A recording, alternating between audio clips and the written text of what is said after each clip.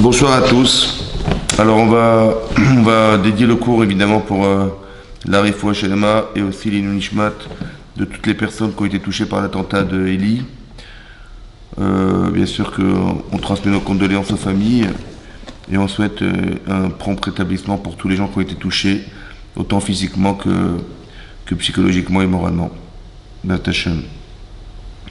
C'est marqué dans la paracha de Korach. Vaikar Korach ben Yitzhar ben Kat ben Levi, Vedatan Vaviram ben Eliav. Donc a pris Korach, a entraîné Korach, fils de Yitzhar, qui était lui-même le fils de Yitzhar ben Kat, fils de Lévi. Vedatan Vaviram ben Eliav, Veon ben Pelet ben Eruven. Et donc il a entraîné ces gens-là. Oui. À part ça, c'est marqué Vaikar. Il y a deux explications dans Rashi. Rashi nous donne l'explication que Vaikar, c'est qu'il a entraîné. C'est-à-dire qu'il a réussi à convaincre. Il avait une capacité par la parole exceptionnelle, de convaincre des gens qui étaient des Rashi Sanhedrin, c'est-à-dire des gens qui faisaient partie, qui étaient des chefs des tribunaux de l'époque. C'est-à-dire des gens qui ont été choisis par Moshe Rabbeinu à l'époque de Yitro. Je ne sais pas si vous vous rappelez quand Yitro a vu Moshe en train d'enseigner la Torah, il a dit tu prends trop sur toi. Il faut absolument déléguer, et donc il a nommé des chefs, autant des gens érudits dans la Torah qui vont pouvoir répondre aux questions halachiques des gens qui ont des soucis d'halakha. Et donc c'est ce que vont faire ces gens-là. Et parmi ces gens-là, on voit que Korach, il a réussi à convaincre ces gens d'aller se rebeller contre Moshe Rabbeinu, prétextant, c'est marqué Vayakumu lifnei Moshe, ils se sont levés devant Moshe, ces gens-là, Vanashim de Israël, Chamishu Matim, Nesieda, Kriyemodan Shechem, donc ça faisait partie des 250 membres de Nesieda, des gens qui étaient des chefs de tribu, des chefs en fait de l'assemblée, Kriyemodan Shechem, des gens reconnus qui avaient un renom. Vaïkalouan Moshe Aaron, et se sont rassemblés autour de Moshe et Aaron. Vaïmrou Alem, ils leur ont dit Rav Lachem, ça suffit pour vous, c'est trop. Kikol Aïda Kolem Kedoshim, parce que nous sommes tous saints. Uftoram Hashem, et au milieu de eux se trouve Hashem. Madoua Titnasehu Alekal Hashem. Et donc ils viennent revendiquer en prétextant que pourquoi vous êtes-vous montés sur le Kehal Hashem, sur l'assemblée d'Hashem. Voilà ce qu'ils ont dit. Rav Lachem, ça suffit pour vous, vous avez pris trop de postes. Trop de choses importantes. Nous aussi, on veut participer à la Avodat Hashem à un haut niveau. Alors, ils sont venus se rebeller contre Moshe Rabbeinu, prétextant que c'est ce que prétend Korach, que Moshe a invente. Voilà, invente. Il est là. Pourquoi il invente? Alors, on va essayer de comprendre pourquoi il invente. Après, il faut comprendre pourquoi ici, dans la Torah, on nous détaille le fait qu'il soit Korach, fils de Yitzhar, qui était lui-même Yitzhar, fils de Kehat, qui était lui-même fils de Lévi, sans mentionner que Lévi était le fils de Yaakov Avinu. On ne précise pas qu'il est le fils de Yaakov Avinu. En fait, il y a, vous voyez, toutes les générations qui succèdent, qui précèdent Korach. Il y a Yitzhar, son père, Kehat, son grand-père, son arrière-grand-père était Lévi, et son arrière-grand-père était Yaakov Avinu. Et Rashi précise, ça veut dire quoi Vaikar? Rashi dit, Lakar et Tatzmo le Tzadechad, Liot Nechlak Betoch Haïda, le horaire avec lui. C'est quoi Vaikar? C'est pas qu'il il a attiré des gens vers lui, c'est que Vaikar, il s'est pris lui-même. C'est-à-dire qu'il s'est séparé. Il s'est séparé de l'assemblée. C'est ça Vaikar. Vaikar, il s'est pris lui-même en fait. Il s'est séparé, il s'est excentré. Zerouch et Tiré Monkelos Veit Paleg. C'est ce que traduit ici dans le Targum, dans la traduction araméenne du Passo, qu'en fait c'est une explication. Que Vaikar, en hébreu, ça veut dire il a pris, mais lui dit Veit Paleg, il s'est séparé, il s'est divisé, voilà. Ça veut dire qu'il s'est mis de côté. Ouais, Nachlak, Mishar Eda, Lechzik, Bamachloket, il s'est séparé du reste de l'assemblée pour entretenir le conflit, voilà. Ça veut dire qu'un des symptômes qu'on remarque ici, c'est que naturellement les gens se rassemblent. Ouais, on n'aime pas être seul, on n'aime pas se retrouver isolé des autres. Et là, on voit qu'ils s'isolent, ce qui est paradoxal. Soit ça révèle d'un malaise, quelqu'un il n'est pas bien là où il se trouve et donc il se retrouve seul, il n'est pas à l'aise, il n'est pas bien, il est mal dans sa peau et donc on le retrouve pas, on le voit pas. Soit ça veut dire qu'il est en train de préparer quelque chose dans le dos de l'assemblée. C'est ce qu'aurait dit Rashi. Vous voyez, c'est-à-dire que dès l'instant où vous voyez des gens qui se séparent des autres, c'est symptomatique de quelqu'un qui prépare ou qui a un problème personnel, donc il n'est pas bien. Soit il prépare quelque chose et donc il se sépare des autres. En fait, on va se rendre compte que Korach, il va se rebeller contre Moshe Rabbeinu. Après, comment comprendre comme un homme, comme Moshe a pu être contrarié par Korah. Comment quelqu'un qui, à lui tout seul, a montré ses aptitudes pour nous aimer et nous sortir d'Égypte, de faire tous ces miracles, qui a été choisi par Hachem pour tous ces miracles qu'il a pu faire. Comment on n'a pas oublié les miracles qu'a fait Moshe Rabbeinu en Égypte? Comment on a pu oublier l'ouverture de la mer Rouge? Comment on a pu oublier que c'est lui seul qui a pu monter sur le mont Sinaï? Comment on a pu oublier qu'il nous a nourris dans le désert? Comment on a pu que c'est le seul notre maître qui nous enseigne Torah dans le désert? Comment quelqu'un comme ça, il a pu être mis en cause par Korah? Et comment les gens ont suivi Korah? C'est bizarre. Comment des gens intelligents, des gens qui étaient des chefs de tribu, ils ont pu suivre le Korah? Alors c'est marqué dans Rashi, Vaikar Korah. Alors pour expliquer ça, la première chose qu'il faut comprendre, c'est la suivante. Il a pris Korah, d'accord, qui était fils de Itzhar, fils de Kiat et fils de Lévi. Pourquoi on nous rappelle qui était son père? Pourquoi on nous rappelle qui était son grand-père? Pourquoi on nous rappelle son arrière-grand-père? Et on s'arrête à Lévi sans préciser qu'il était lui-même fils de Yaakov Avinu. D'abord, je ne comprends pas pourquoi c'était nécessaire de nous rappeler ses ascendants. On ne dit pas Moshe était fils d'un tel et tel, on ne dit pas d'Abraham était fils d'un tel, d'un tel, d'un tel, d'un tel. On ne remonte pas dans les générations. Et là, on voit qu'on remonte dans les générations. Pourquoi faire? Alors, Rachid expliquait la chose suivante. C'est marqué, donc, fils de Itzhar, fils de Kiat, fils de Lévi. Velo Iskir ben Yaakov. En fait, on n'a pas rappelé que Lévi était le fils de Yaakov Avinu. Pourquoi? Chez Bikesh Rachamim Manasmo. En fait, il a prié, Yaakov, pour lui-même. Chez Lo Yizacher Shemo Anamachlotan. Il n'a pas voulu qu'on rappelle son nom sur le conflit qu'a organisé Korach contre Moshe Rabbeinu. Il n'a pas voulu qu'on mentionne son nom dans la Torah, c'est pour ça que c'est pas marqué là. Chez Neymar, Bekalam Al Tachet Kevodi. On a vu dans la paracha de Vayechi, oui, qu'il a demandé est-ce que son kavod, c'est-à-dire son honneur, ne soit pas associé à l'assemblée de Korach. Ve'echan niskar shemo de Korach. Donc on voit que plus tard, on verra dans Sefer Yamin, d'Ivra Yamin, qu'on a mentionné son nom. Mais là, on ne le précise pas. Oui? Pourquoi on ne le précise pas? Alors, si vous regardez dans la paracha de Vayechi, vous savez qu'un jour, Yaakov Avinu, il a voulu dévoiler la fin des temps à ses enfants. Et par Ruach HaKodesh, c'est-à-dire par esprit divin, il était prophète, Yaakov Avinu, et donc il a dit, je vous lis ce qui est écrit. Oui, c'est marqué, Vaïkra, donc on est dans la paracha de Vaïkra, on est dans le 49e chapitre. Ouais, même tête, au début du 49e chapitre. C'est marqué, Vaïkra Yaakov el-Banav, il a fait appeler Yaakov ses enfants. Vayomer et Yasfou, il leur a dit, rassemblez-vous. Ve'agid alachem, et je vais vous raconter, et Asher ikra etrem, ce qui vous arrivera, Bacharit Ayamim, à la fin des temps. Yaakov voulait expliquer la fin des temps à ses enfants. Il avait cette connaissance de la fin des temps, il voulait raconter qu'est-ce qui allait se passer à la fin des temps, comment ça allait se dérouler, tout ce qu'on allait subir à la fin des temps.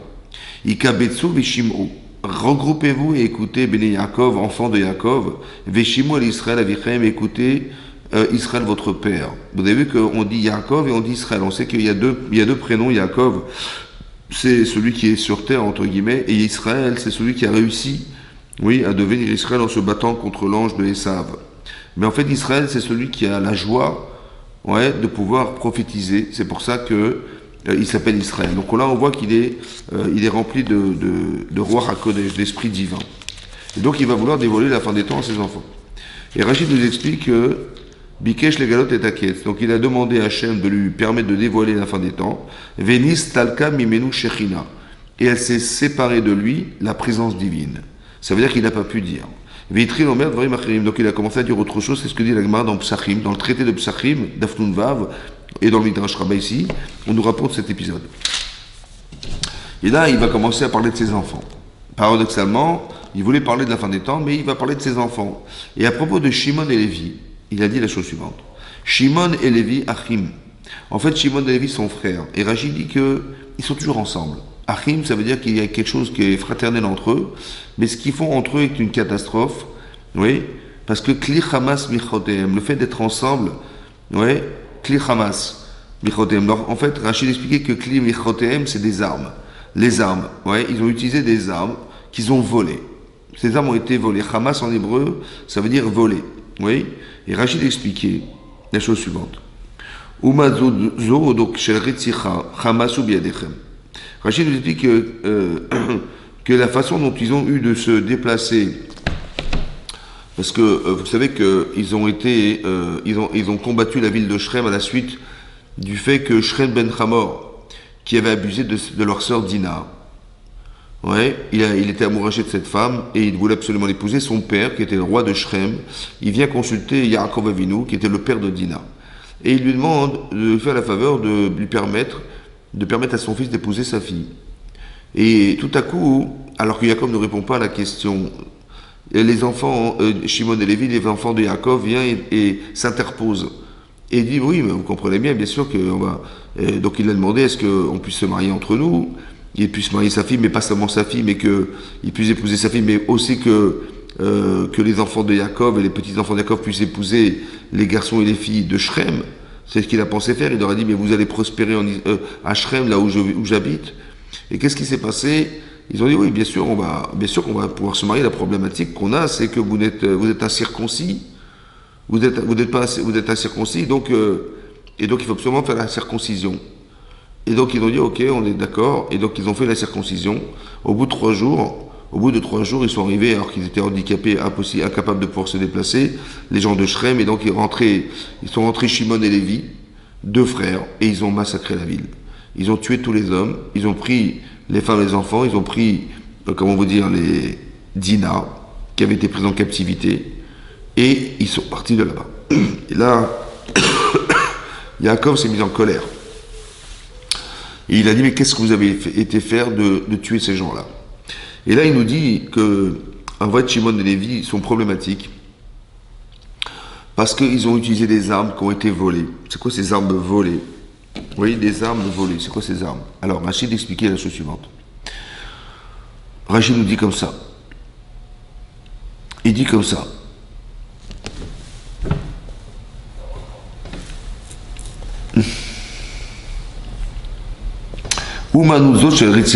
Cette façon de se comporter qu'est le crime, Hamas ou Biadechem, c'est un vol entre vos mains. Ça a été volé. Que quoi? Le fait de tuer, c'est un vol. D'utiliser des armes, c'est un vol. Pourquoi? Mi birkat Esav iso. Parce que ça, c'est la bénédiction qu'avait fait Yitzhak à Esav.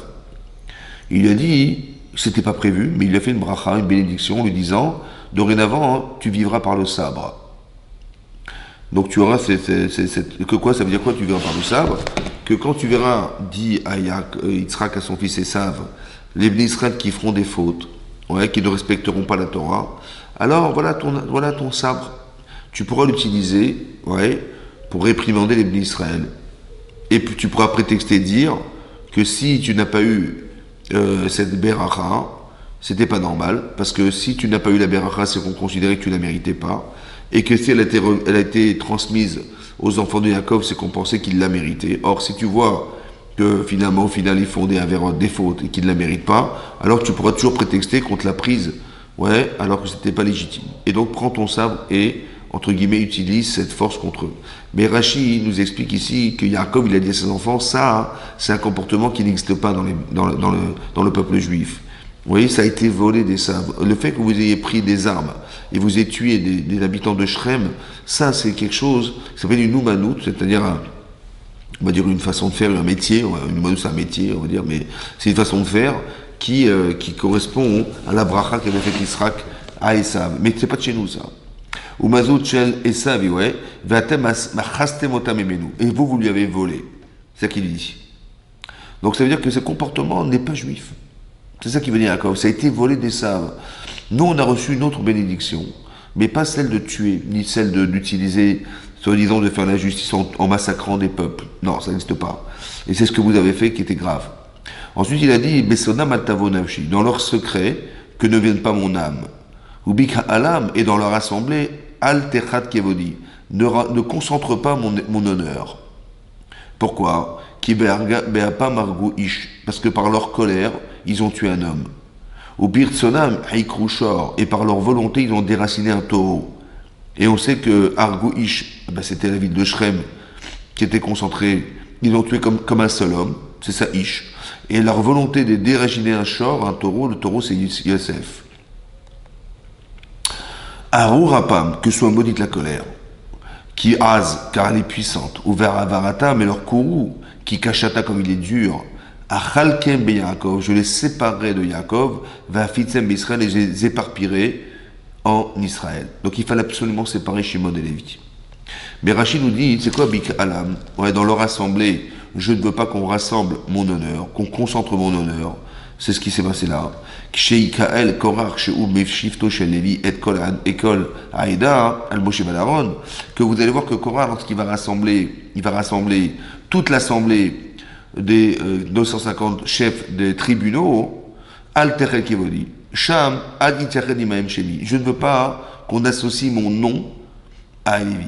Les filles, chez Neymar, Korach, Benissa, Benkiat, Belévi. Vous avez vu que c'est marqué Korach, qui était le fils de Yitzhak, qui était le fils de Kiat et le fils de Lévi. Mais on n'a pas mentionné Vélo, Neymar, Ben Yaakov, on n'a pas mentionné Yaakov. Ouais. Par contre, dans les livres Ayamim, on a rappelé que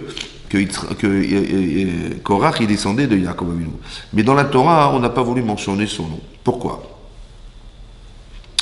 Vous allez me dire peut-être qu'il a eu honte. Ouais. Bon, il a eu honte de pouvoir faire que sa descendance, c'était Korach qui s'est rebellé contre la Torah, ce qui est pas possible. Mais vous avez vu qu'on s'est arrêté à Lévi. Et vous avez vu ce qu'on reproche à Lévi. Qu'est-ce qu'on apprend de là? Alors, le Rav Chaim Shmulevitz, qui était le Rosh Yeshiva de la Yeshiva de Mir à Jérusalem, il a dit la chose suivante. En fait, toute la violence que vous voyez chez Korach, c'est celle qu'a reproché Yaakov à son fils Lévi. Vous avez utilisé les armes, la violence. Ça, c'est pas de chez nous, ça. C'est pas une chose c'est pas un comportement qu'on doit avoir. Et bien, cette violence, en vérité, elle a été concentrée chez Lévi. Et c'est Lévi qui l'a transmis à Kéat qui l'a transmis ensuite à Yitzhar. Et Yitzhar qui l'a transmis ensuite à Korach. Ça veut dire que des défauts qu'on peut avoir dans la vie, vous savez qu'on déplace des idées, on se déplace soi-même dans des comportements, mais en fait qui sont concentrés sur des défauts humains. Comme ici la violence. Vous avez vu la violence exprimée sous prétexte qu'on a voulu bien faire, vous comprenez, on a voulu faire un jugement qui leur paraissait légitime, parce que d'avoir violé sa sœur, c'est un acte adultère qui est interdit pour un enfant de noir. Oui, l'adultère est condamné à mort. Le fait que les habitants de Shrem n'aient pas jugé et condamné ce prince qui avait abusé de Dina, aussi était complice, parce que vous savez que dans les lois de Noé, il y a aussi la mitzvah d'organiser des tribunaux et donc de juger les gens qui sont coupables. Et là, on voit qu'on n'a pas jugé le fils de Shrem, voilà, le fils de Hamor, qui était Shrem. Et ça, c'était grave aussi, donc ils étaient aussi condamnés autant que Shrem et Hamor, mais pas pour la même raison. C'est pour ça qu'ils ont pensé qu'il fallait les condamner. C'est vraiment la manière de faire, c'est ça qui est grave. La manière de faire. On n'a pas jugé ces gens, on les a condamnés sans les juger, c'est-à-dire qu'on a utilisé la violence des armes. Mais ça, hein, nous dit Yaakov Avinu, ça c'est pas de chez nous. Ça veut dire qu'il est en train d'expliquer que ce que vous voyez chez Korach ne vient pas de moi. Je ne veux pas qu'on associe mon nom à cet homme, parce que ce que vous voyez là ne vient pas de moi. Il vient de mon fils Lévi. Il vient de Lévi, ouais. Et ça, hein, c'est quelque chose qui est reprochable. C'est-à-dire qu'on n'a pas le droit, de laisser faire des choses pareilles. Donc, qu'est-ce que ça veut dire? Ça veut dire que des défauts qu'on peut avoir, des défauts humains qu'on peut avoir, en fait, si on n'a pas travaillé dessus, si on n'a pas fait un travail de teshuva, c'est-à-dire de remise en cause de ces défauts humains qu'on peut avoir, comme ici la violence qui est exprimée, même si elle est pour eux justifiée, mais c'est pas une manière de se comporter. Alors, si elle n'est pas remise en cause, si on n'a pas honte de ces comportements, si on n'a pas honte d'avoir agi de la sorte, alors malheureusement, on peut transmettre à ses enfants ce que nous sommes. Et ça va se transmettre de génération. Ça veut dire que la teshuva n'est pas un problème. La teshuva, c'est la remise en cause. Le fait de regretter ses actes, de regretter ce qu'on a été. Cette chose-là, elle n'est pas simplement liée à soi. Vous avez compris il nous incombe de faire teshuva aussi pour que nos enfants ne soient pas tributaires des défauts qu'on leur fera irriter un jour. Très important que vous compreniez ce qui est marqué là. C'est marqué que Korach était le fils de Yitzhar, qui était le fils de Kéat et qui était le fils de Lévi. Et Rachid nous explique en fait que Yaakov il n'a pas voulu qu'on mentionne son nom, parce que la violence exprimée par Korach contre Moshe Rabbeinu ne venait pas de lui. Elle venait de Lévi. Et cette violence-là, en fait, elle s'est transmise de génération en génération jusqu'à arriver à Lévi. Ça veut dire que, en fait, quand on fait teshuva, hein, c'est pas seulement un problème personnel. C'est pas un problème personnel, c'est un problème de génération.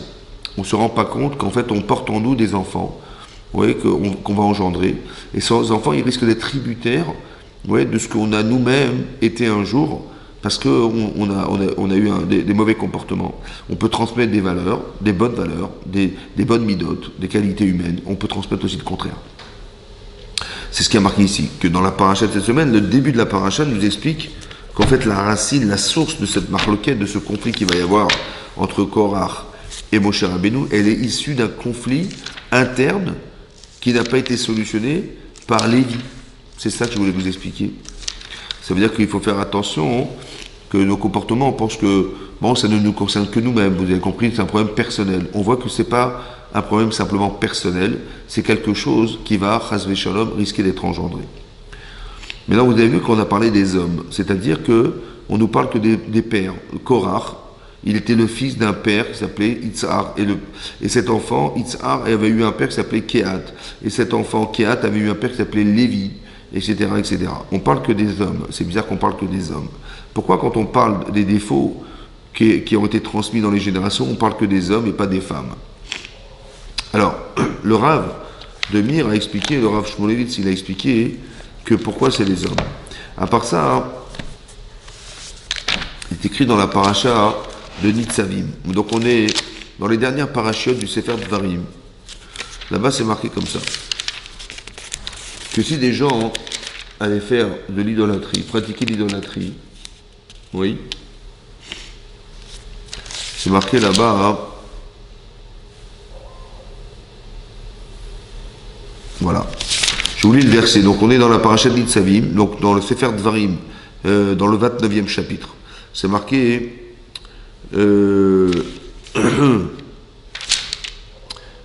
Pen yeshbachem isho isha.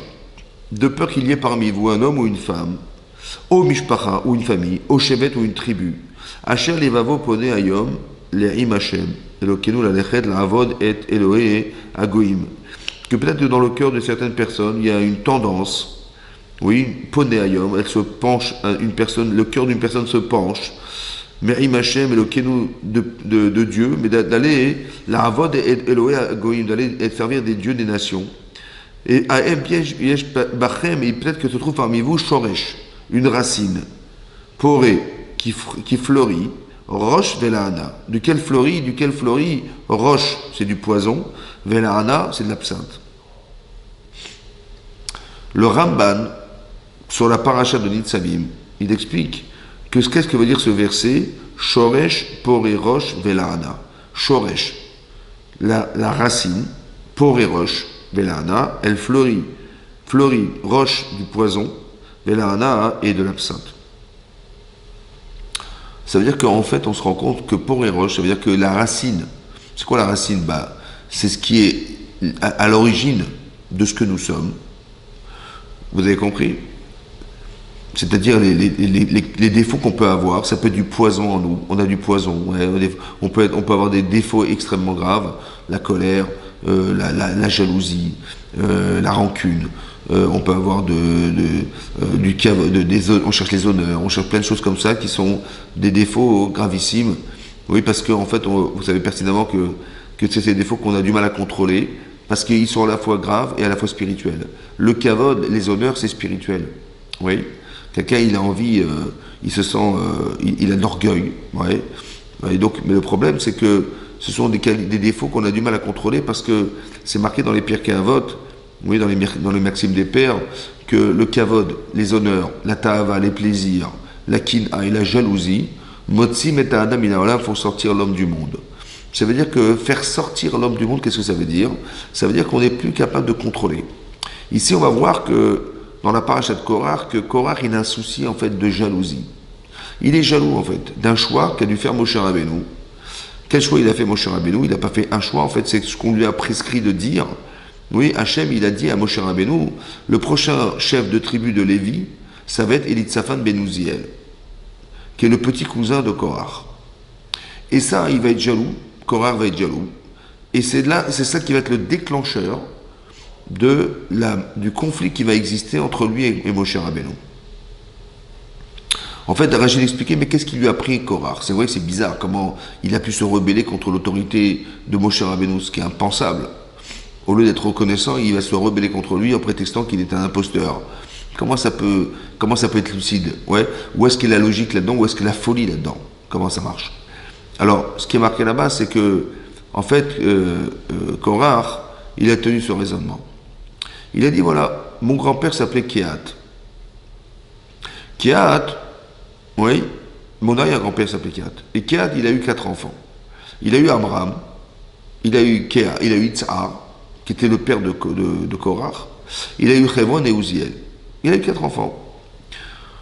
Qu'est-ce qu'il a pensé, Korah? Il a dit, si le premier enfant de Kehat était Amram, logiquement, c'est sûr que les enfants de Amram, qui étaient Aaron, l'aîné de Amram, et, comment il s'appelle, et Moshe Rabbeinu, là, il a pris le poste de Kohen Gadol, le grand prêtre, et son frère, Moshe, il a pris le rôle de Melech, le roi d'Israël. Ok. Maintenant, qui était le deuxième enfant de Kehat? C'est mon père, Itzhar. Donc ça veut dire que, évidemment, logiquement, me revenait le droit d'être un chef de tribu de Lévi. Voilà ce qu'il a pensé. Et qu'est-ce qu'a fait Moshe Rabbeinu? Alpi Hachem, ça veut dire, selon l'ordre d'Hachem, il a nommé son petit cousin qui était Elitsaphan ben Uziel. Le dernier enfant de Kehat, Uziel, il a eu un enfant qui s'appelle Elitsaphan, et Hachem a pensé que c'était lui qui devait être le futur chef de tribu de Lévi. Et ça l'a rendu malade. Et donc, qu'est-ce qui se passe? Il a eu de la kina. Motzi Meda'alam, ça veut dire que ça fait leur sortir le monde, ça veut dire qu'il y a quelque chose qui est très très fort, qui est la jalousie, et qui peut faire perdre tous ses moyens à quelqu'un, au point de se rebeller contre Moshe Rabbeinu. C'est extrêmement fort. Et donc, qu'est-ce qu'il va faire? Qu'est-ce que va faire Korah? Il va faire que tu m'as retiré ce droit d'être un chef de tribu. Voilà ce que je vais te faire. Je vais me rebeller contre toi et je vais revendiquer la Kihuna Gdola, d'être un Kohen Gadol. Voilà ce qu'il a voulu faire. Et donc il a réussi, avec tout le stratagème qu'il a organisé, parce qu'en fait, qu'est-ce qu'il a utilisé comme argument? Il a utilisé la moquerie. Il s'est moqué. Il s'est moqué. La moquerie. C'est-à-dire que quoi? Il est venu avec la moquerie. Et qu'est-ce qu'il a fait? Il était très intelligent, mais il s'est moqué des gens. Qu'est-ce qu'il a fait? En fait, il a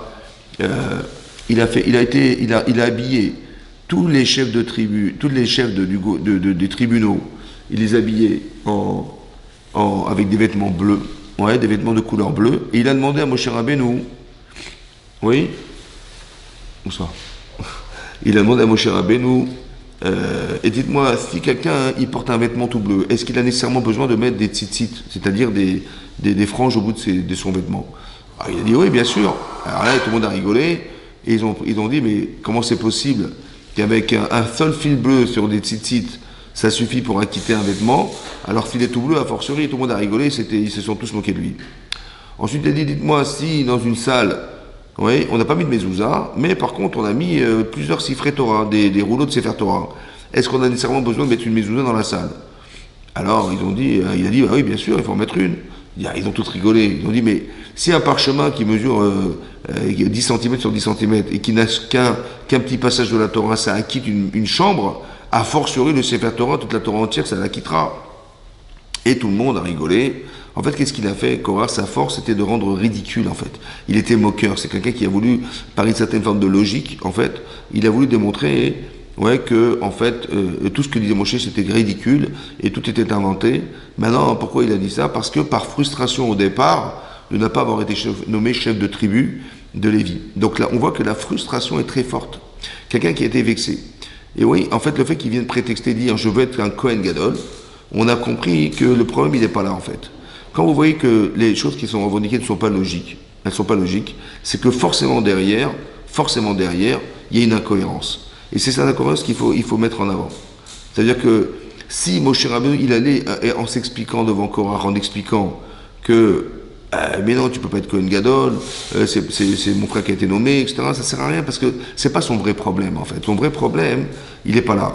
Et donc il faut savoir que les choses qui ont été prononcées, les revendications que les gens ont, sont pas forcément ce qu'ils revendiquent. C'est très intéressant de voir, on est dans la vie, qu'il y a des gens qui vont prétexter des choses chez vous, mais en vérité, leur vrai problème, il n'est pas là, il est ailleurs. Ici, c'est pareil. En fait, tu m'as pas nommé chef de tribu de Lévi, tu vois ce que je vais te faire. je vais réclamer la Kiunagdola. En fait, c'est une vengeance. Il est vengeur. Parce que jaloux de son petit cousin qui a été nommé à sa place. Et vous avez compris que lorsqu'on n'est pas capable de maîtriser certaines réalités, eh ben la personne, elle se revendique comme étant capable d'être une autre personne, ce qui est grave. Ouais, c'est ce qui va se passer ici. Donc, en fait, on voit que les gens se rebellent. On n'est pas dans une logique comportementale parce que derrière, ils sont victimes d'une frustration très profonde.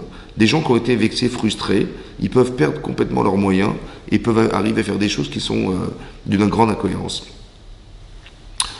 D'où on voit ça parce que, en fait, on voit que, on a vu dans le Sefer Bereshit qu'il y avait un homme qui s'appelait Caïn. Ouais, Caïn, qui était le fils, en fait, de Adam et Chava, le premier enfant né d'un couple, qui était le premier couple de la création du monde. Et là-bas, c'est marqué que sa mère, elle lui a dit, dorénavant, tu t'appelleras Caïn. Pourquoi? Parce que Kaniti Shet Hashem, j'ai acquis un homme, c'est toi, avec Hashem. Tu es le premier enfant né de la création du monde. Et donc c'est ça, Kaniti Eshet Hashem, c'est la concentration de Caïn. Kaniti Eshet Hashem. Donc on lui a dit, tu sais, tu es le premier homme, tu es le numéro un, tu es... Par contre, ton frère, il s'appelle Evel. Evel, en hébreu, ça veut dire la vapeur. Evel, c'est Evel Avaïm, c'est ce qui est néant, le néant. Voilà. Ça, c'est Evel. Et on nous dit, le Harizal d'expliquer qu'en fait, la réincarnation de Caïn, c'était Korach. Et la réincarnation de Hevel, c'était Moshe Rabbeinu, qui est l'homme le plus humble de tous les hommes. En fait, Korah devait solutionner un problème ancestral qui était celui de Caïn. Et Moshe devait résoudre le problème de Hevel, qui ancestralement était le frère de Caïn. Qu'est-ce qui s'est passé? La Torah nous dit que Caïn, il a approché un sacrifice, il voulait faire une offrande à Hachem. Et aussi Hevel, il a approché un sacrifice aussi. Et qu'est-ce qui s'est passé? Hachem, il a agréé le sacrifice de Hevel, mais il a refusé celui de Caïn. Et là, c'est marqué que Caïn, il s'est mis en colère. Vaïcharaf, il s'est mis en colère. Il est devenu blanc, blême. Pourquoi? Parce que Hachem, il lui a refusé son offrande et il lui a fait honte devant son frère. Il s'est mis en colère contre Hachem. Hachem lui dit, mais pourquoi tu t'énerves? La main n'afflou pas les rats, pourquoi tu deviens blanc? Tu deviens blême, pourquoi? En fait, la pire des questions, quoi. C'est-à-dire que Hachem, il lui refuse son korban, et il s'étonne qu'il va s'énerver. Hachem, il lui refuse, il lui fait honte devant son frère, et il s'étonne de pourquoi il devient blanc. Bah, il est honteux de refuser le sacrifice de l'aîné devant le cadet. Ouais, donc c'est logique. Alors, quelle était la question d'Hachem? Pourquoi il dit, mais pourquoi tu t'énerves? Pourquoi tu deviens blême? Bah, je m'énerve parce que tu m'as refusé mon korban et j'ai honte parce que tu as fait ça dans mon petit frère, ça se fait pas. Voilà quelle était la question. La question, c'est la suivante. En fait, tu aurais dû avoir honte. Pourquoi? Parce que si Hachem refuse, tu aurais dû dire, ah, j'ai dû faire une gaffe. Bah, si Hachem refuse mon korban, au lieu de t'énerver contre Hachem comme si que tu avais raison et qu'il a eu tort, il fallait te dire, mais si il a refusé mon korban, c'est que j'ai dû faire une erreur. Et je vais aller voir chez mon frère qu'est-ce qu'il a fait de spécial pour qu'il ait agréé le sien et pas le mien. C'est comme ça que tu aurais dû raisonner. Seulement, encore une fois, vous avez vu, on pense qu'on a des droits sur les autres, parce que je suis le premier enfant né, ouais, le Bechor, et j'ai des droits sur les gens. Et j'ai même des droits sur Dieu. Et je me dis, mais c'est pas normal, je vais me mettre en colère comme il a pu refuser mon korban. Mais tu aurais dû te dire l'inverse. Tu te dis, mais c'est ça, il dit, mais pourquoi tu t'énerves? Ça veut dire que tu aurais dû te dire, mais si Hachem il a refusé mon sacrifice, c'est que j'ai dû faire une gaffe.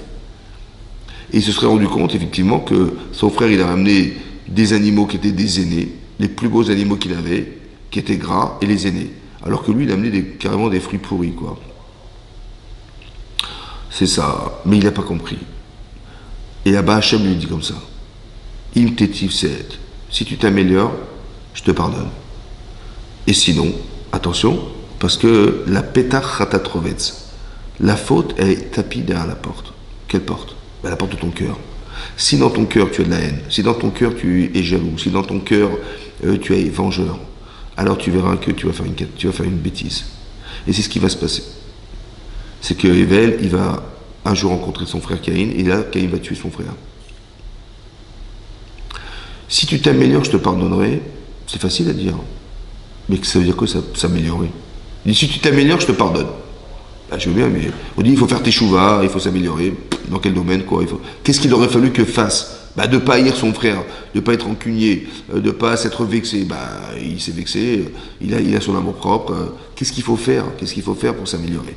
Hachem ne lui dit pas quoi faire. Il dit, tu t'améliores, je te pardonne. Sans lui dire quoi? Et à part ça, hein, il lui dit, attention, fais attention, parce que là, si tu rencontres ton frère, tu vas le tuer. C'est ce qu'il lui a dit, quoi. Et c'est ce qu'il a fait. Qu'est-ce que ça veut dire s'améliorer? Hachem, il vient voir Caïn et lui dit, il est où Evel Achicha? Il dit, j'en sais rien, moi, est-ce que je suis le gardien de mon frère? En fait, il ne faut pas le comprendre au premier degré, ce qu'a cru Caïn, au deuxième degré. Il est où Evel? Il est où Evel chez toi? Evel, il a un prénom. Donc il a une identité, il a des valeurs. Est-ce que tu as réfléchi à qui était Evel?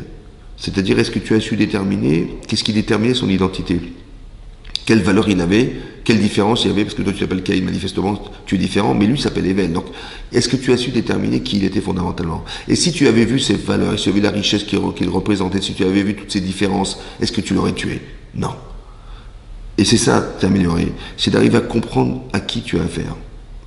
Et ça, si tu ne sais pas dimensionner ça, si ça ne te coûte rien de réfléchir à la différence, évidemment, il ne te servira à rien, si ce n'est qu'il est ton petit frère, et donc il crée une différence entre toi et lui, et cette différence n'a pas lieu d'être parce que c'est toi le grand, c'est toi l'aîné, c'est toi le machin, donc tu vas tuer ton frère, c'est ça. C'est comme des petits-enfants, dès l'instant où il y a un petit frère qui naît, tout de suite il lui arrache les cheveux, parce qu'il prend sa chambre, parce qu'il prend ses jouets, parce qu'il prend ses parents, ses grands-parents, les bisous, les machins, monsieur il s'incruste dans ma vie, et donc tout de suite, donc ça c'est la réponse de l'enfant qui a 3 ans. Mais la réponse de l'adulte, c'est quoi? Il dit, Tétif, si tu t'améliores, c'est quoi t'améliorer? C'est d'aller voir qu'est-ce qui justifie son prénom, qu'est-ce qu'il a de spécial ton frère. C'est ça, sa spécificité. Si tu l'avais déterminé, tu l'aurais pu tuer. C'est ça t'améliorer. Ok. Maintenant, Evel Achicha, il a dit à Hachem, il a dit, mais Evel ton frère. Mais évidemment qu'Evel est son frère. Il dit non, le deuxième degré, c'est-à-dire, il est ton frère. Cette fraternité, la fraternité, si tu avais été fraternel, est-ce que tu l'aurais tué?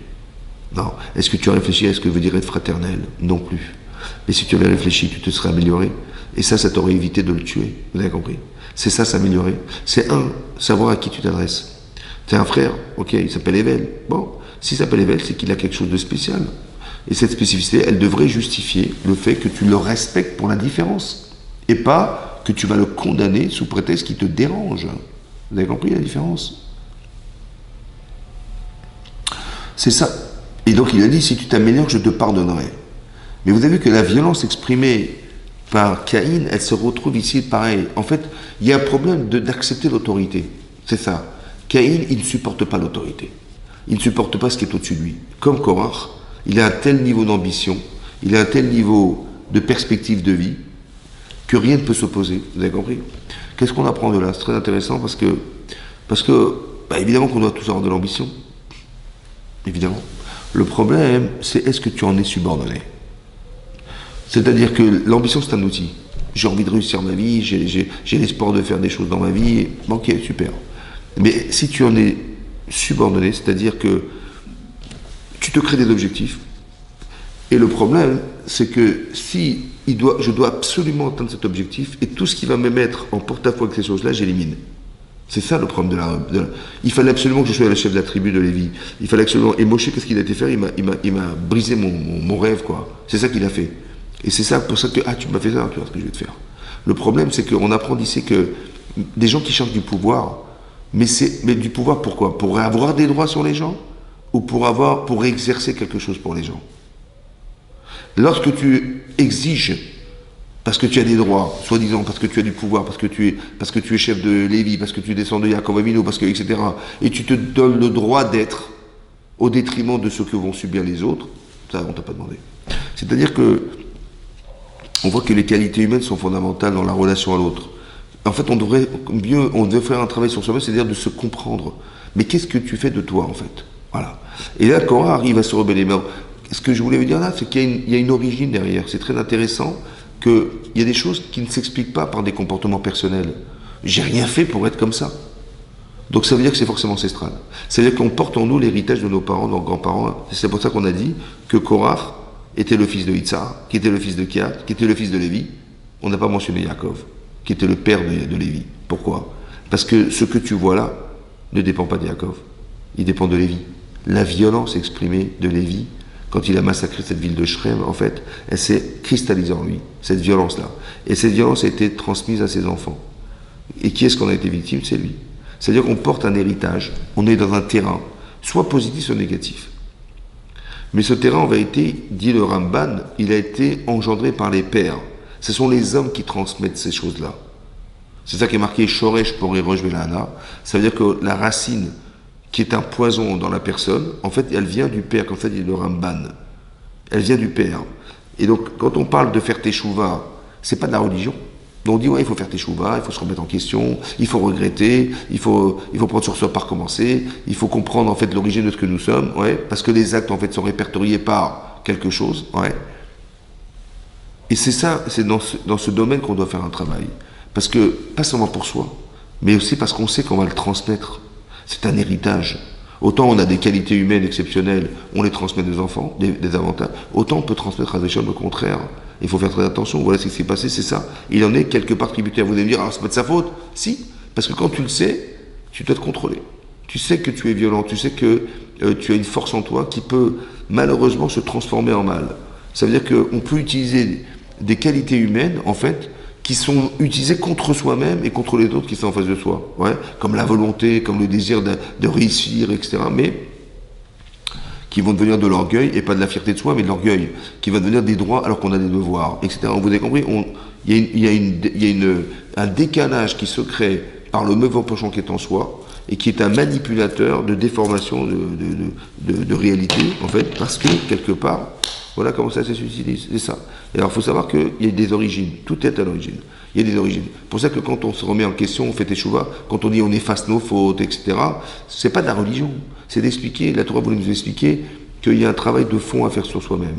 Un travail de réflexion, d'introspection, de réflexion sur soi, de compréhension de comportement.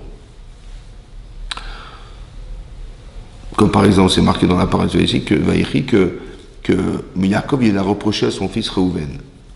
Il a dit Réhouven était l'aîné de Yaakov, son fils aîné.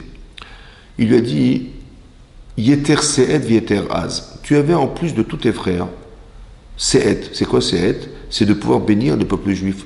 Tu étais le Kohen en fait. Se'ed, c'est une issue de Kapayim, c'est-à-dire que tu devais lever les bras, les mains, pour bénir les enfants d'Israël. Ça, c'était ta vocation. Yeter Az, tu avais en plus la puissance, tu aurais été le roi. Mais Al-Totar, tout ça, tu as perdu tout ça. Tu as perdu le fait d'être un Kohen, qui aurait béni le peuple juif, qui aurait travaillé dans le Beth Amikdash, dans le temple, tout ça a disparu. Pourquoi? Parce que, Pachas Kamim Al-Totar, tu étais impétueux. Oui, qu'un jour, quand Rachel est morte, Yaakov, il avait mis son lit dans la chambre de Rachel. Et lorsqu'elle est décédée, il a pris son lit et il l'a mis dans la chambre de la servante. Et Réhouven, quand il a vu ça, il a dit, mais je comprends pas, c'est un affront pour ma mère. Ma mère Léa, comment elle va supporter, d'avoir été la concubine, la concurrente de sa propre sœur, et que maintenant qu'elle est morte, alors il aurait dû mettre son lit dans la chambre de sa femme, qui était Rachel, qui était Léa, et là, qu'est-ce qu'il était fait? Yaakov, il a mis, et ça l'a rendu, qu'est-ce qu'il a fait? Il a pris le lit de son père, il l'a carrément mis dans la chambre de sa mère. Et là-bas, c'est marqué que, en fait, la Shekhinah, la présence divine, elle se posait sur le lit d'Yaakov. Et donc, lui, il savait exactement où mettre son lit, où est-ce que devait résider la Shekhinah, la présence divine. Qu'est-ce qu'avait son fils? Il a déplacé. Maintenant, quel est le problème? Il a fait teshuva, Réhouven. Il a fait teshuva, Réhouven. Et ça a été effacé. La preuve, c'est que quand le Midrash nous dit qu'il a entendu le rêve, Réhouven a entendu le rêve de Yosef. Et ce rêve, il disait quoi? Que 11 étoiles brillaient dans le ciel, la lune et le soleil. 11 étoiles, ils étaient 12 frères. Donc Yosef rêve de 11 étoiles. Donc ça veut dire que l'étoile de Réhouven, elle brille dans le ciel. Et lorsqu'il a vu ça, il a compris que la teshuva qu'il avait faite avait été agréée par Hachem, et c'est pour ça que son étoile, elle brille dans le ciel. Et il a reconnu que ça, il le devait à Yosef, c'est pour ça qu'il va lui sauver la vie. Il va essayer de faire tout pour essayer de lui sauver sa vie. Par reconnaissance, alors qu'il avait condamné. En tout cas, je vois que la teshuva, elle a fonctionné. Ah, la teshuva, elle a fonctionné. Alors pourquoi on l'a privé d'être un Kohen? Pourquoi on l'a privé d'être un roi? Il a fait teshuva. Il a dit excusez-moi, pardonnez-moi, je ne recommencerai plus. En fait, on a compris une chose importante. Le problème, il n'est pas dans ce que tu regrettes. Tu dis je regrette d'avoir fait, je regrette, je ne recommencerai plus, je vais honorer mon père dorénavant. Oui, c'est très très bien, c'est super, mais le problème, il n'est pas là. C'est l'impétuosité. Pourquoi tu fais sans réfléchir? Vous avez compris? Aujourd'hui c'est ton père, demain c'est ta femme, demain c'est tes enfants, demain c'est ton employeur, demain c'est ton employé, demain c'est tes voisins, demain c'est... Vous avez compris? Le problème il est de comprendre la source, la racine de ton problème. C'est pas ce que tu fais qui m'intéresse, c'est qu'est-ce qu'il a organisé derrière. Alors ce qu'il a organisé c'est l'impétuosité, c'est le fait de faire sans réfléchir. Tu vois, tu fais sans réfléchir. Tu dis mais attendez, mais pour l'honneur de ma mère ça se faisait pas. Et t'es tellement spontané que tu vas prendre le lit de ton père sans le consulter, d'accord? Et tu vas le déplacer. En vérité, qu'est-ce que tu aurais dû faire? Par respect, tu aurais dit, papa, écoute, je ne comprends pas. Comment tu as osé mettre, excusez-moi, mais de mettre ton lit dans la chambre d'un servant de Rachel, mes mamans, alors? Alors, ils m'ont expliqué, mais j'ai pas été consulté mon père. J'ai pas honoré mon père. J'étais, comment dire, j'ai une forme de violence ou de manque de respect, comme si que Yaakov ne représentait pas assez de choses dans ma vie pour que je me permette de prendre son lit et de le mettre dans la chambre de ma mère. Vous avez compris ce qui se passe? Mais cette impétuosité, c'est un défaut humain qui va engendrer des millions de fautes. Des millions de fautes. Donc il ne faut pas essayer de réparer toutes les petites fautes.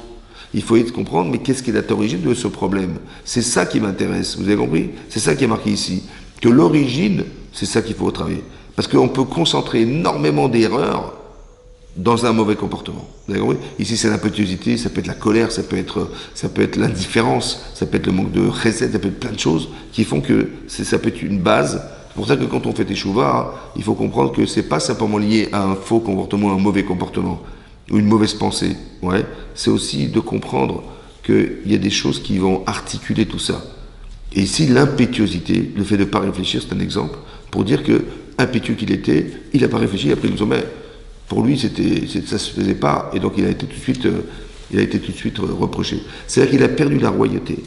Il a perdu la kiyuna, pas parce qu'il a fait un acte qui était négligeable.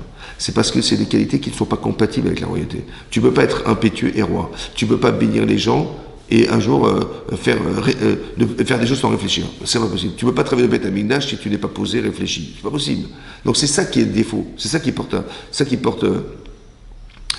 porte Réhouven et qui va faire défaut et qui va l'empêcher d'atteindre ce niveau-là. Vous avez compris? C'est pour ça qu'il y a un travail préliminaire à faire sur soi-même pour essayer de corriger ces midotes. C'est ça que je voulais vous dire. C'est ça qui est marqué. Korah ben Issar ben Kat ben Lévi. C'est-à-dire qu'on engendre des choses, en fait, des défauts qu'on peut avoir et qui peuvent entraîner chez nos enfants, qui vont fleurir chez eux, qui vont entraîner chez nos enfants des comportements qui sont anormaux, qui ne viennent pas d'eux. C'est un héritage. Donc, ils n'ont rien fait pour ça, mais ils en sont les héritiers. C'est pour ça que même si on en est héritier, on doit le savoir. Et ça, quand on le sait, alors on doit faire un travail sur soi pour que ça n'aille pas plus loin que soi. Ou alors on va pouvoir l'orienter. Vous avez compris? Parce qu'un défaut, en fait, un défaut n'existe pas. Parce que l'impétuosité, ça existe aussi, dans le bien. Que genre, j'ai fait vite, il y avait une mitzvah, j'ai pas tardé à la faire. Ce qu'on appelle la zrizout, d'être zélé dans les mitzvot, c'est un avantage.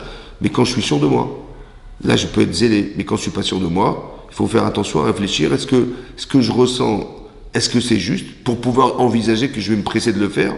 Ou alors ce que je ressens est faux? Donc je n'ai pas seulement la vocation à réaliser intellectuellement ce que je ressens, mais aussi à analyser le plaisir que j'ai de le faire. Est-ce qu'il est juste ou pas ce plaisir? Est-ce que ce qui est à l'origine de ce que je ressens est juste? D'accord? Moi j'ai dit, mais c'était un affront pour ma mère. J'ai compris, mais c'est marrant parce que tu réfléchis pour ta mère, mais tu ne considères pas ton père. Tu penses que ta mère, elle vit une situation qui est dramatique pour elle, parce que ton père, il va mettre son lit dans la chambre d'un, mais tu réfléchis dans un sens, mais pas dans l'autre. Ouais. Alors peut-être qu'il y a une affection particulière pour ta mère, c'est possible, mais au moins sois légitime. Et pense que, si ton père il a fait ça, c'est tout, il y a quand même une autre, donc il n'est pas stupide. Donc s'il a fait, il y a des raisons. Non, tu ne considères pas les raisons. C'est-à-dire que tu es prisonnier et emballé par ce que tu ressens, et ça t'empêche de pouvoir réfléchir à l'autre partie. Voilà. Alors ça, on ne veut pas de ça. On veut pas de ça. On veut que tu sois capable d'être objectif. Et c'est quoi l'objectif? C'est que ton cerveau, il soit complètement déconnecté de tes sentiments. Et pas seulement au service de tes sentiments. Parce que tu ressens des choses, tu as envie de faire des choses, et tu vas réfléchir comment les réaliser dans ta vie. Tu dis j'ai envie de voyager, j'ai envie de travail, j'ai envie de me marier, j'ai envie d'avoir des enfants, j'ai envie. Et comment je vais faire pour... Alors je vais réfléchir comment je vais réaliser ce plaisir. C'est bien. Mais le problème, c'est que, est-ce que ce que tu ressens est juste? Tu dis, mais j'ai envie de défendre ma mère, la pauvre, alors je vais vite prendre mon père. Ça paraît légitime, mais est-ce que c'est juste? C'est ça le problème. Tu dis, mais il fallait peut-être, avant d'agir, réfléchir, est-ce que le sentiment que je ressens, qui est, je sais pas moi, une gêne pour ma mère, est-ce que c'est juste? Ou tu penses que ton père, quand il est stupide d'avoir mis son lit comme ça, d'ailleurs, oui, voilà. Et donc c'est ça, c'est son évidente en fait. Et c'est là qu'on apprend ici que, on apprend ici que des fois c'est tellement puissant, tellement fort, que c'est tellement difficile de s'en séparer, que Korach, il va se rebeller contre Moshe Rabbeinu, qui, à lui tout seul, nous a sortis d'Égypte. Les plaies d'Égypte, c'est lui. À chaque fois qu'il fait appel à Hachem, c'est lui qui est l'acteur de tout ce qui se passe. Il nous ouvre la mer Rouge. Il nous fait accepter la Torah. Le seul homme au monde qui pouvait monter sur mon ciel, c'est lui. Hein. Mais comment tu peux, toi, penser, et comment les gens ont été assez stupides, on va dire, pour écouter un homme qui leur a fait croire que Moshe était un imposteur? Quelle force il devait avoir. C'est dommage que la force qu'il avait de conviction, il ne l'a pas utilisée au service d'eux et pas contre eux. Vous avez compris? C'est très fort. Ça veut dire qu'on a des qualités humaines, mais que le Yitzhara, il l'utilise contre nous-mêmes. Tout ça parce qu'à l'origine, on est susceptible, parce qu'on est vexé, parce qu'on est orgueilleux, parce qu'on est ambitieux, parce qu'on ne veut pas mettre des limites dans... Non, c'est pour ça que je vous dis, il faut faire attention à la personne. C'est ça. Il y a des choses à contrôler chez nous, oui, d'être maître de la situation, c'est-à-dire, tu as des ambitions, super, mais on ne soit pas victime. Tu dis, ouais, j'ai envie d'atteindre ce niveau-là, super. De toute façon, il faut se dire comme ça, si je l'atteins, tant mieux. Et si je l'atteins pas, tant pis. Ouais, c'est pas grave. Mais pas tant pis dans le sens où, j'ai perdu mon temps. Non, c'est pas grave, parce que si j'avais pas eu cette ambition, de toute façon, je ne serais jamais arrivé si haut. Donc, l'ambition, non. Si ça ne correspond pas à ce que j'aime veut, bon, j'ai au moins atteint autre chose, mais j'aurai une autre fonction dans ma vie. Oui, mais j'aurais pas forcément celle que j'avais rêvé d'avoir. Alors c'est vrai que c'est difficile à dire, c'est vrai, mais quelque part, le contraire est trop dangereux. Alors je préfère rester à ce niveau-là que d'arriver à croire que je vais absolument atteindre mes objectifs et je vais être capable de carrément éliminer tous ceux qui vont mettre des bâtons dans les roues, etc. Comme on voit dans les gens qui ont du pouvoir, on est capable d'attaquer des pays, de tuer des milliers de personnes, des centaines de milliers de personnes, sous prétexte on a vocation à faire que l'hégémonie, la Russie, l'Ukraine, les machins. En fait, mais qu'est-ce que tu défends, quoi? Tu te cavotes, c'est que des honneurs, des bêtises, quoi. Tu vas tuer les gens pour ça. Vous avez compris? Et tout ça parce qu'on veut défendre un idéal, on veut défendre... C'est ça, le danger du pouvoir. Faire attention. C'est pour ça qu'on parle de cette paracha, parce que nous aussi, on a un pouvoir. On est mère de famille, on est père de famille, on a des vocations à pouvoir réaliser, et on se donne un devoir de où est-ce qu'est la limite. Vous avez compris? Voilà, où est-ce qu'est la limite, c'est important. Ici, on voit qu'on peut tomber là-dedans, bien sûr pas à ce niveau-là, parce que c'était extrême, mais ça veut dire qu'on peut, par frustration, vous avez compris, par frustration, perdre la boule et perdre tous ses moyens. C'est ce qui est marqué dans les Pirkei Avot, que le kavod c'est spirituel. Les honneurs sont spirituels. Mais qu'est-ce qui est spirituel dans le kavod? D'où ça vient, ça? En fait, c'est marqué dans la paracha de Bereshit, c'est marqué là-bas que Hachem a fabriqué l'être humain. Vaïtzer Elokim et Adam. Afar min Adama, à partir de la poussière de la terre, il a fabriqué le corps humain. Vaïpar Beapav, il a insufflé dans ses narines, Ruach Chaim, un souffle de vie, qui est l'âme. Vaïe, les Nefesh Raya, il est devenu un être vivant. Avant, il était inerte, on va dire, et là, il peut se bouger grâce au fait qu'il est une Neshama. Il peut voir, il peut entendre, il peut parler, Mais en fait, le Targum, la traduction araméenne de Nefesh Raya, un être vivant, il traduit Ruach Memalela, le souffle de la parole. Le souffle de la parole. Ça veut dire qu'on a une âme qui ne peut pas s'exprimer sans son corps. Mais dans la voix, ce qui dégage, en fait, la voix, la parole, c'est l'expression de la pensée que l'âme, elle invoque à la personne. La faculté à penser. C'est-à-dire qu'on a une volonté intérieure qui s'appelle la neshama. Elle se transforme en désir parce qu'elle passe par le corps, et elle se transforme en parole parce que c'est l'expression d'une volonté, d'un désir, etc. Ça va? Maintenant, si je vois quelqu'un, ouais, je lui parle, mais il m'ignore. D'accord? J'ai rencontré une copine, dans la rue, on était en classe ensemble il y a 30 ans, et je lui cours derrière, elle me voit, et ou un copain, je le vois, et il me dit, il me regarde même pas. Ouais, et je l'appelle par son prénom, il regarde même pas, il m'ignore carrément, il s'en va. Comment vous vous sentez? Mais il m'a rien fait. Hein. Il m'a juste pas parlé, quoi.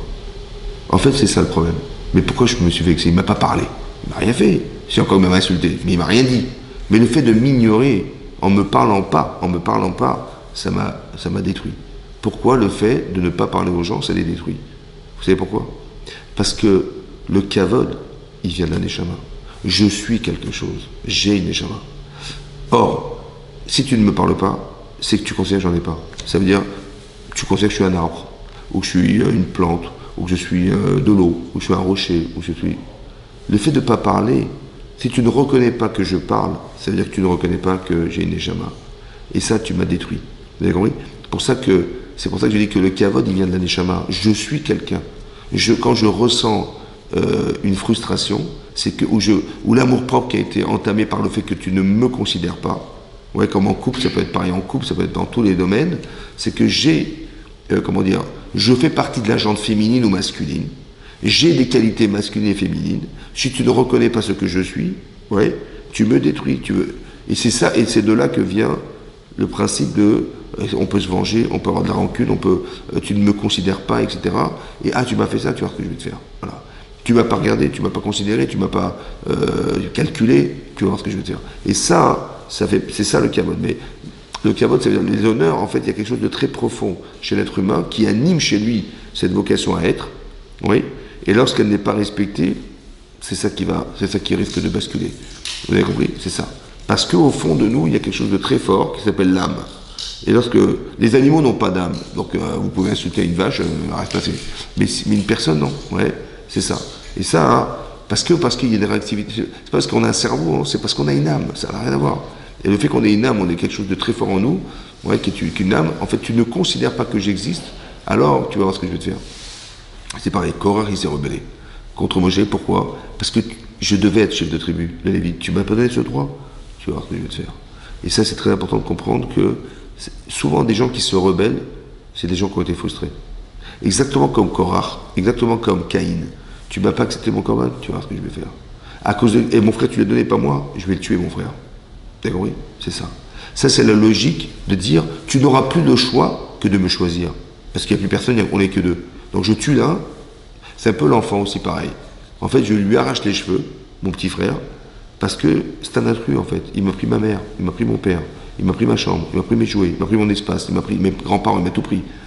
Ouais, il n'y a aucune raison de partager, vous avez compris? Donc je veux l'éliminer. Oui, donc l'enfant, la réponse de l'enfant à la présence de son frère ou de sa sœur, c'est d'éliminer ce qui fait obstacle et porte-à-faux entre moi et mes parents, et moi et mon espace. Ça, c'est la réponse de l'enfant. Mais c'est quoi la réponse de l'adulte? Vous avez compris? Si l'adulte, il va autant se débarrasser de ce qui le dérange, mais ça, c'est la réponse d'un enfant de 3 ans. Mais la réponse de l'adulte, c'est de dire non. C'est de dire, c'est comme quelqu'un va se marier, et il va dire à son frère, tu sais, à son grand frère, il dit, tu sais, je vais me marier bientôt aux Hashem, je compte sur toi, c'est telle date et tout. Il dit, à telle date, malheureusement, je suis étranger. Comment ça, étranger? Mais c'est pas possible, il faut que tu sois à mon mariage. Et il lui dit, non, mais c'est pas grave, alors je vais changer la date. On fera autrement, mais il faut absolument que tu sois là. Il est prêt à changer la date de son mariage pour que son frère soit présent le jour de son mariage. Alors quand il était petit, il lui arrachait la tête. Vous avez compris? Ça, c'est la réponse de l'enfant. La réponse de l'adulte, c'est que je me suis amélioré. J'ai compris la fraternité, j'ai compris quelle était la différence. J'ai compris combien j'avais besoin de toi, etc. Vous avez compris? J'ai mis une âme là où il n'y en avait pas. Vous avez compris? Donc il ne faut pas être dans la catégorie des enfants, mais ceux des adultes. On est des adultes, on respecte les autres. On est dans la capacité à pouvoir donner du poids à la personne. Vous avez compris? Et pas le contraire. De dire, mais non, c'est moi qui existe, et si tu te mets en avant, ou tu me déranges, je t'élimine. Vous avez compris? C'est pour ça que quand Hachem dit, mais il est où ton frère? Quelqu'un qui est formel, il a cru qu'il lui avait dit, il est où ton frère? Mais on n'est pas formel. Vous avez compris? Il a dit, mais il est où ton frère? Je dis, mais j'en sais rien. En plus, il a menti. Parce qu'il dit, mais je ne suis pas le gardien de mon frère. Mais c'est exactement l'inverse. Il est le gardien de son frère toute la journée. Il vérifie ce qu'il a, il fait qu'est-ce qu'il a de plus que moi, qu'est-ce qu'il a. Vous avez compris? Il fait exactement. Mais il ne va pas l'avouer. Parce que d'avouer de le gardien, ça veut dire d'avouer sa défaillance. Il ne peut pas le dire. Donc il va être obligé de mentir.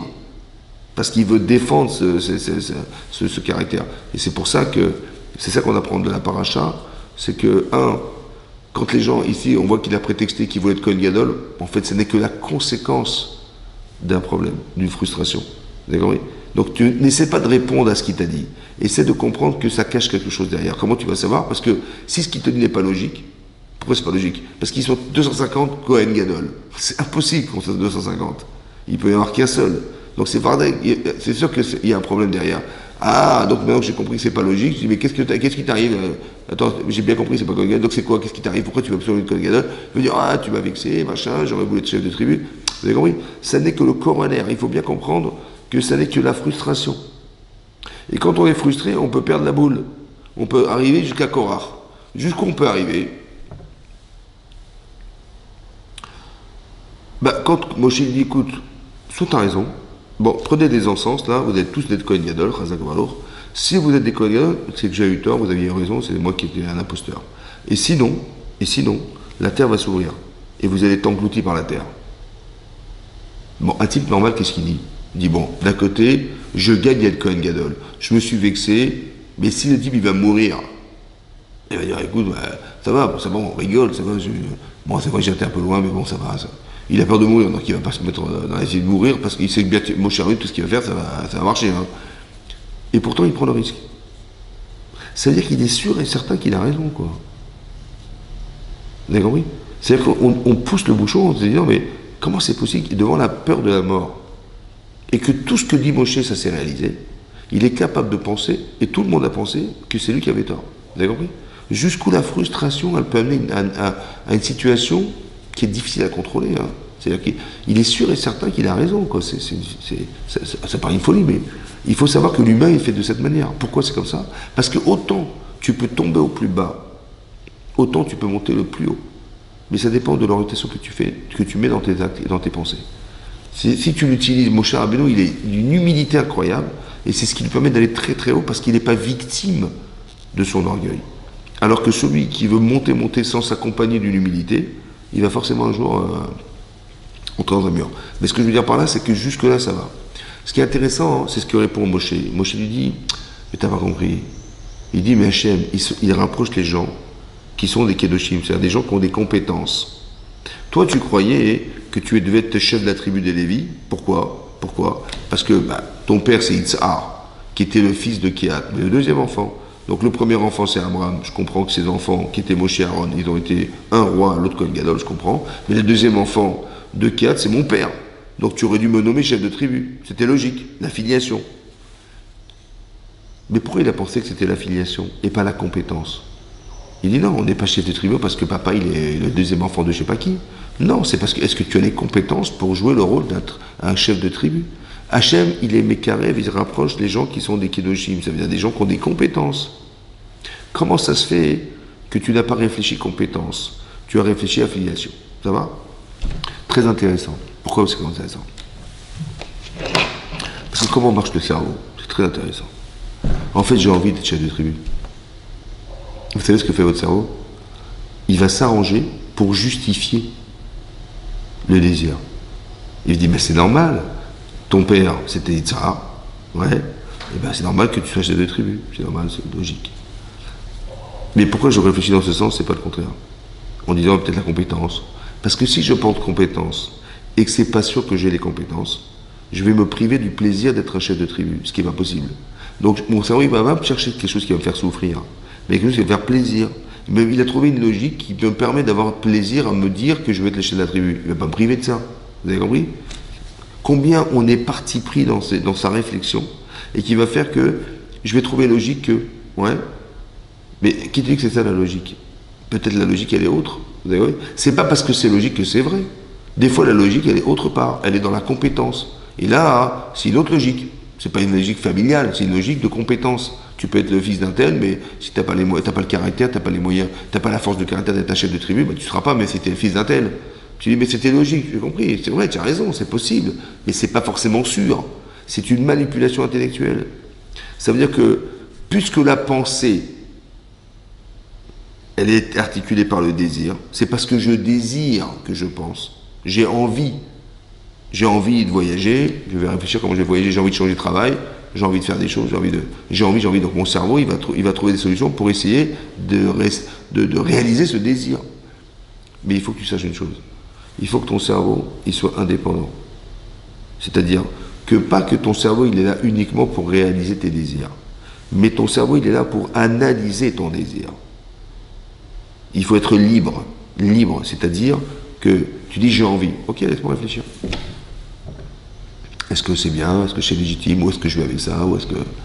Et en fait, tu vas te parler en te disant bon, c'est vrai que c'est tentant, mais bon, peut-être que c'est pas pour moi. Peut-être que je ne vais pas me décourager, mais je veux dire, si Hachem il dit, si Moshe il pense autrement, je ne vais pas me mettre en difficulté en porte-à-faux avec ça.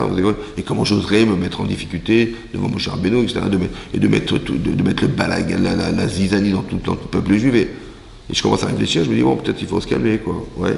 Le problème, c'est qu'on ne se donne pas le droit de réfléchir à ce qu'on désire. On veut absolument réaliser ses désirs. Parce que de toute façon, notre cerveau, il fonctionne comme ça. Ouais. Et donc, le problème, c'est d'être savoir faire la différence, d'être libre de penser, c'est-à-dire, il faut absolument que j'ai une capacité mentale à analyser mon désir. Ça, c'est fondamental. Et pas de me dire que toute ma vie, je vais être subordonné à ce que je ressens, à ce que j'ai envie, à ce que machin. Parce que si c'est bien ce que tu ressens, super. Mais si c'est bidon, alors quoi, tu vas rater ta vie.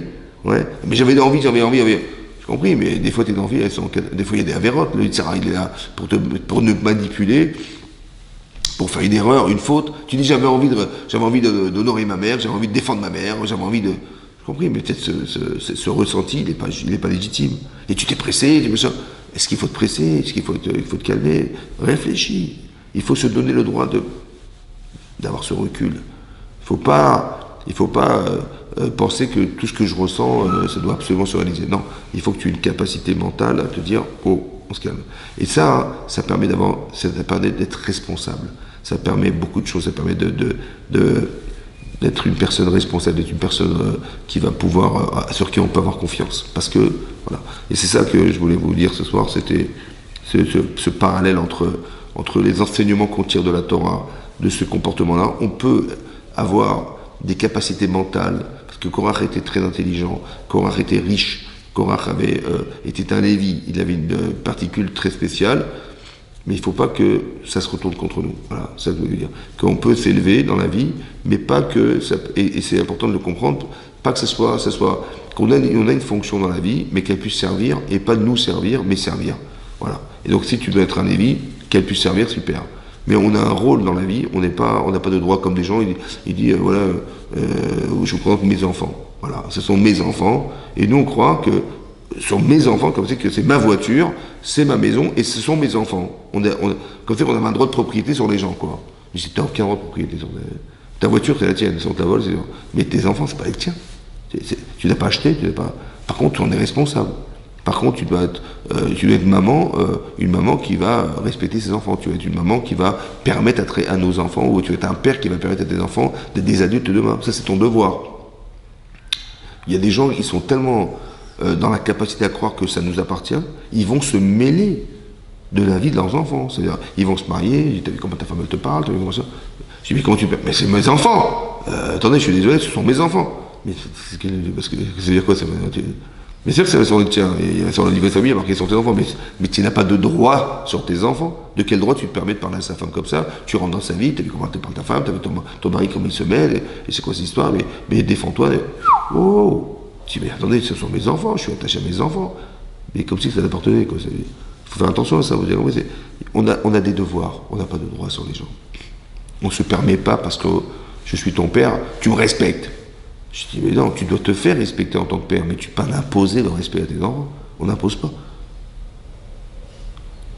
Tu dois inviter tes enfants. Donc toi, tu dois faire quelque chose qui va faire que tes enfants ils diront, papa, il est super. Et ils vont te respecter parce que tu es un papa super. Tu es une maman superbe, super.